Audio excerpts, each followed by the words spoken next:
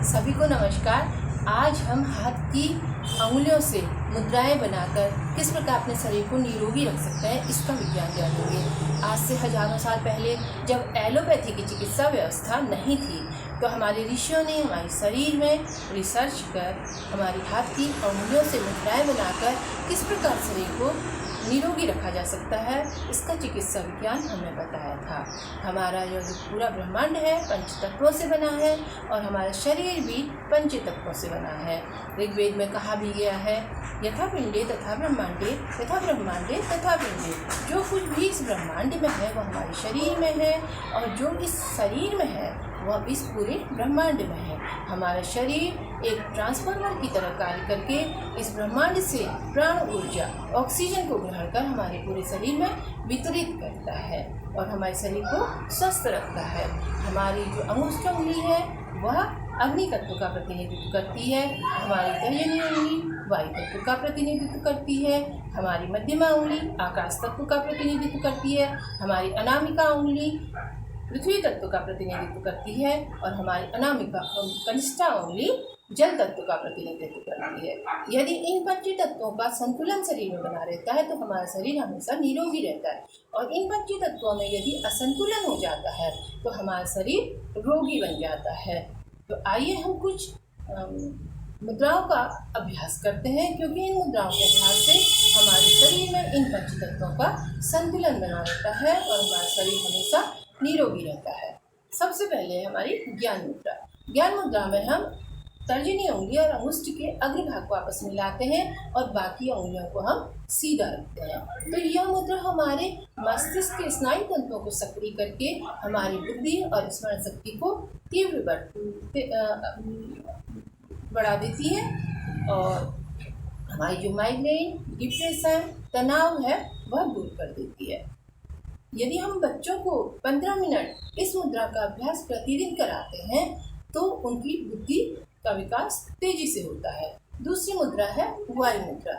वायु मुद्रा में हम तर्जनी उंगली को अंगुष्ठ के मूल में लगाकर अंगूठे से हल्के से दबाव डालते हैं और बाकी उंगलियों को सीधा रखते हैं।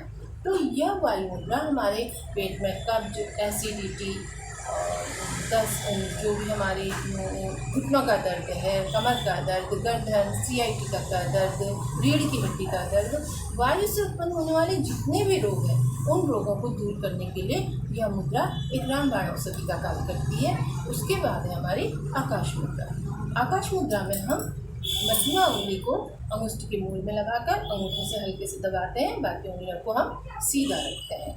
तो यह हमारे कान से कम सुनाई देना, कान में सीटी की सी आवाज़ आना, कान का बहना, इन सब रोगों को, कान से संबंधित जितने भी रोग हैं उनको दूर करती है। उसके बाद है हमारी पृथ्वी मुद्रा।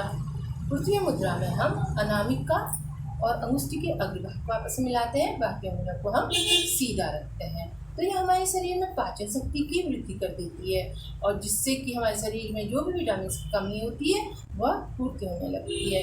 तो कमज़ोर शरीर के व्यक्ति जो होते हैं उनका शरीर पुष्ट होने लगता है, और जो मोटे होते हैं उनकी पाचन शक्ति में वृद्धि होकर के उनकी जो फालतू चर्बी होती है वो हट जाती है, और जिससे कि इस प्रकार से यह मुद्रा हमारे शरीर में एक बैलेंसिंग मुद्रा का कार्य करती है।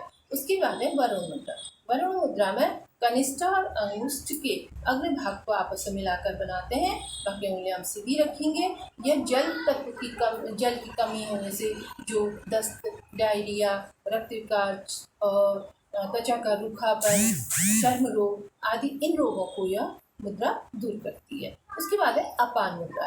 अंगुष्ठ, अनामिका और मध्यमा के अग्रभाग को मिलाकर बनाते हैं, बाकी उंगलियों को हम सीधा रखेंगे। तो यह हमारे नाभि से नीचे के रोगों को दूर करती है, हमारे मूलाधार चक्र और स्वादिष्टान चक्र को जागृत कर देती है, जिससे कि हमारे सारे भी जाति पदार्थ एनएस गुदाद्वार से बाहर निकल जाते हैं और हमारा रक्त शुद्ध हो जाता है और हमारे शरीर निरोगी बन जाता है।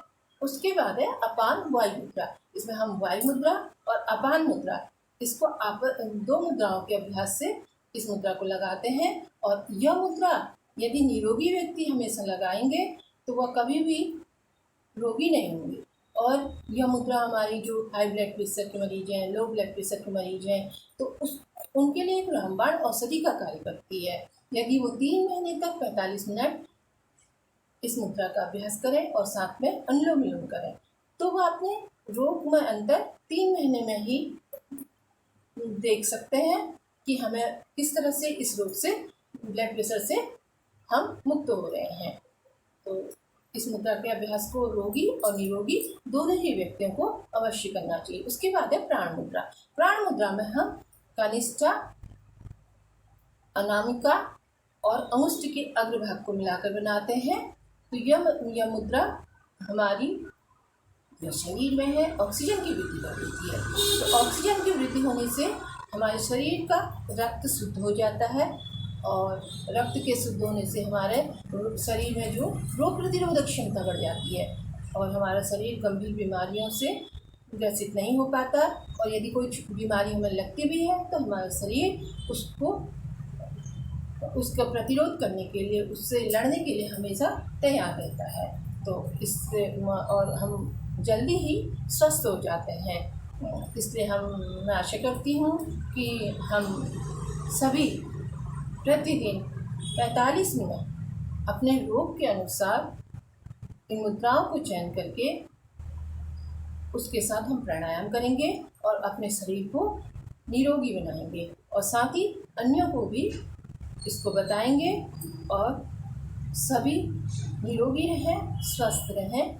यही योग का उद्देश्य है। हमारे ऋषि मुनियों की जो खोज है उसका लाभ हमें अवश्य भी उठाना चाहिए। सभी को वीडियो देखने के लिए धन्यवाद। सभी को नमस्कार। ओम।